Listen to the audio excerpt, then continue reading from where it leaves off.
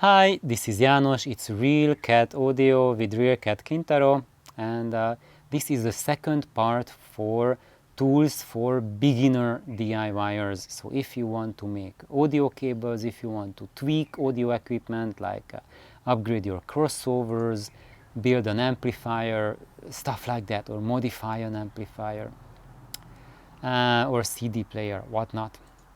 So previous episode we looked at soldering tools and wire cutting tools, and now we will look at meters and what do you need for metering. And here we go. You will need a multimeter, or it's also called a digital multimeter, or just DMM. So this is my old DMM that you see. I won't read out the model number, that Mustang, whatever, well, I just did it.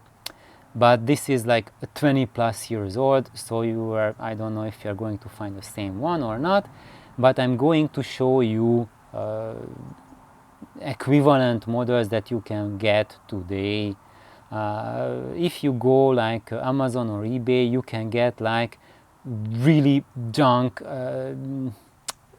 Eastern made replicas and copies, and actually the problem with them is not the country where they are made, nothing at all like that, but they are just really junk quality, and of course they will be useful for you, but what you must look at is the voltage rating, because if look at what is the maximum voltage they can measure, and that's really important. So here this tool, although it was a really cheap tool, but look at that, the DC voltage, it can measure up to a kilovolt, 1000 volt, and on the AC rating it can measure up to 700 volts. So look at that, that's very, very crucial, very important, that if you want to work on vacuum tube amplifiers, you really need at least like a 600 volt or higher rating to be safe. And just a general rule, before you measure anything, make sure that your meter is rated to measure it. And if your meter is unable to measure it, then don't measure it. If you try to do that, then you will ruin your meter, and you can also kill your true self during that harebrained process. So okay, so this is number one thing. Just get a meter. I think the cheapest ones you can get, like the really junky ones, you can get for like $30-40, and yeah, they work. They are not, especially for ohms readings, if you want to measure resistance, then at low ohm ratings, like below 100 ohm, they get really not precise and kind of useless. And here this meter is a kind of an okay meter, and today this quality would be around the $150 range or $100 range, something like that. If a meter is cheaper than that, it's kind of fishy, and you can get by with it, you can start with it, but when you upgrade to this $150 range meter quality, you will just say, wow, screw it, why was I playing around with the junk before that? And then if you want to step up from there, this is the big boy, this is the big league, the Fluke meters. This is the Fluke 87, and this is also a 20 plus year old Fluke. They still make the Fluke 87 today, and guess what? This bad boy here today, current price is $500. It's absolutely ridiculous. And this is the Industrial Pro DMM, and when you look at big companies, this is the meter they use, so including like electronics and professional companies, industry. So this is industrial professional gear, and it was designed to be everlasting. As you can see, this is a 20 plus year old meter, and it works perfectly today. And this little guy, even though it's not industrial, it's a hobbyist, but it still works today. And guess what? I'm using always this.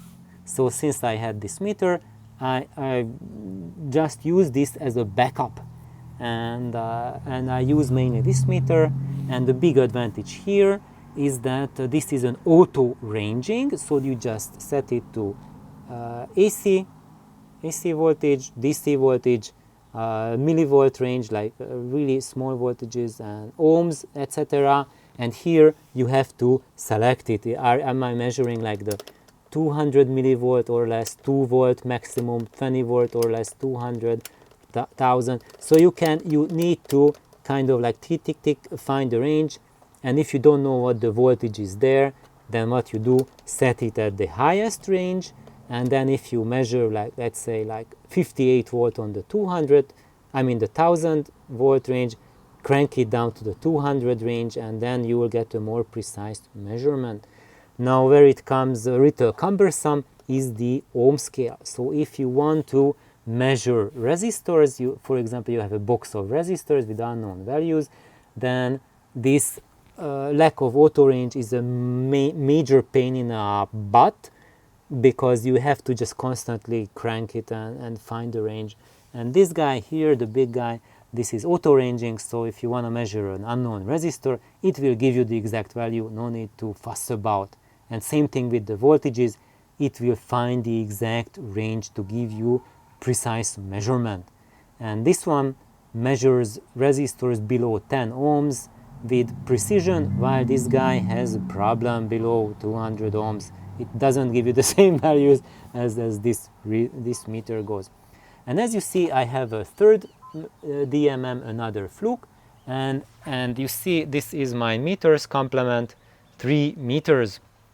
And why do you want to have more than 1 meter? You want to have more than 1 meter when you are working with gear that have high voltages. So this was of course my beginner meter, and I used it at the start of my audio journey, and that's really all you need when you are just starting out. Something like I'm going to show you Fluke. Even Fluke has a meter in that price range. I think it's about $170. That's a perfect meter to start out with, and if you want to later invest in it, when you have success with DIY, and when you have been already successful with the cheaper meter building projects, and you realize that by doing things yourself you actually saved yourself thousands or maybe tens of thousands of dollars of expenditures because of the gear you made that sound as good as those stuff but cost you like $5,000 less. In that case, it's a no-brainer to invest in a $500 DMM because it's a fraction of the cost of the returns it's going back to bring back to you. But when you are at the beginning, you are just starting out, then probably your goal is just to save money. Then you go for this range, and don't go for the cheap crap that's in the $50 category, because it's going to give you grief. And it's a pretty good way to electrocute yourself, because it can give you like fake readings. So instead of 300 volts, maybe you'll get like a 35 volt reading or something like that, because it doesn't read the voltage correctly, or it takes time to get a precise reading. And it also, you think you have already drained your supply, and you touch things and you get nasty electric shocks. Not with these guys. And going back to my predicament, why do I have 3 of them? And why do you need 3 of them? It's when you grow up to that league, when you have high voltage tube amplifiers. So if you go to, I would say like 400 volts plus 500 volts, I really recommend to have at least 2 meters. So have 1 meter clamped to the high voltage at all times, to give you a reading of the high voltage, to show you that the thing is live, and that can really kill you at any time. And it's just a warning, and the knowledge that there's something and showing you what is the high voltage. And with the other, so in that case I would clamp this guy to the high voltage. How do you clamp it to the high voltage? Look, the probe, it has a tip, and you see, you can, maybe let's does it focus on it? So it can clip on. So you clip this onto the high voltage and clip the other lead to the ground, and it's always connected to your high voltage. And clip this on before you turn the equipment on, and leave it there during the operation. And when you want to test other points, use your other meter to test the other points. If something has 500 volts on it, then don't screw around literally with a screwdriver or anything. Have 1 meter clamped to the high voltage at all times, and you are free to poke around to the low voltage bits with your other meter. That's very, very important. If you don't do so, that's when you get zapped. And in my life, 100% of the cases, that's when I got zapped, when I had that sort of scenario, 400 volt plus on the B plus, and I had only this meter. That's when I get all my jolts. And since I've been using multiple meters to test live amplifiers, one clamped on the high voltage at all times, I had 0 accidents with that. And when you have a amplifier that's like higher voltage than that, like 700 volts or higher, then I really recommend to have 2. So you can clamp one on the B plus, clamp one to another high voltage point, and the other one you can poke around at the low voltage areas. And when you do that, just have one end also like this, so you can clip on one end to the ground, and you use one hand only to do the measurements. Never use both hands and hold both of them at the same time, one with the other hand, because that's how you will kill yourself. That you can accidentally, well, that's another video how that can happen and how I did that to myself, and I'm really lucky because I really had, among others, one accident where I should have been killed by all counts. So it's truly lucky that I'm alive, and I'm showing you these videos and spending this much time on the meters so that such accidents will not happen to you and you will keep yourself safe. And these probes are interchangeable on all multimeters. So if you buy a set of these probes, look at that. So here I can remove it. You see, I just plug this out, so you can remove that tip from the probe. You see, and I can remove this, and these guys are interchangeable. So, and there's more of them right there, and you can swap them, but that's extra probe that you get for it. The basic probes are like here, and these are just together. You cannot take them apart. That's the basic stuff.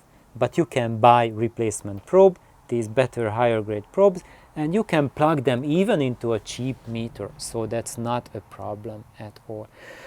So this was the episode on meters. I hope it's really, really helpful for everyone. And in a follow-up video, I will have the places where you can get these online.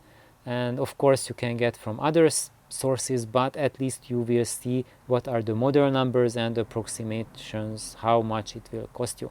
So thank you for watching. Have an awesome day, and just be mindful that if you are DIYing, and especially if you work with tubes, they have very high voltages, and you must take precaution and just stay safe. And I know it's scary, and always at the first time when you start, it's super duper scary, and it's extremely important that when you start out, then go first see someone who is doing it. And as a disclaimer, I have to say that get a professional training. If you don't know, never done it, never seen it, never ever do it. I explicitly recommend against it. And if you do it and you get yourself killed, I am not liable for that stupid thing you did, because you did it against my explicit order. So when you start out, first just on YouTube watch everything about safety, about electronics, watch all the online courses available, seek out an electronic technician and have them teach you, look, ask them if you can see how they work, what they do, and make sure to see what's happening. Get a, officially, I have to tell you guys that get a degree in it, get certified, and only then you can work on high voltage stuff, because it's liability to your life, to your property, and everything. Yeah, and in the beginning, just work on low voltage stuff. So that's why it's a good idea. Even if you want to build tube amps, start with solid state amps. And solid state amps can be dangerous as well, because they have very high capacitance, even though there's little voltage, so that can give you a very nasty shock. But with tube gear, as the voltage doubles, the amount of current given to you also doubles. So doubling the voltage gets you 4 times bigger energy to get you shocked. So if you are looking at 500 volt versus 50 volt in a solid state gear, you are getting 100 times bigger shock from that tube gear compared to a solid state gear, and even a solid state gear can kill you if you are careless. So that's why get trained and be very, very cautious what you are doing, and have good luck, have fun, don't be discouraged. Just get trained, get certified, get experience, and when you do it the first time in your life, get someone who is certified, who's been doing it for years, to be there and supervise you. But this comes only after you have watched them what they do, and then when they say, okay, now you are you know enough that you can do it yourself, then have them watch your hands, and that's it. That's how I started. That's how I started growing, and that's how you can grow as well. Have an amazing day. Stay safe. Bye bye.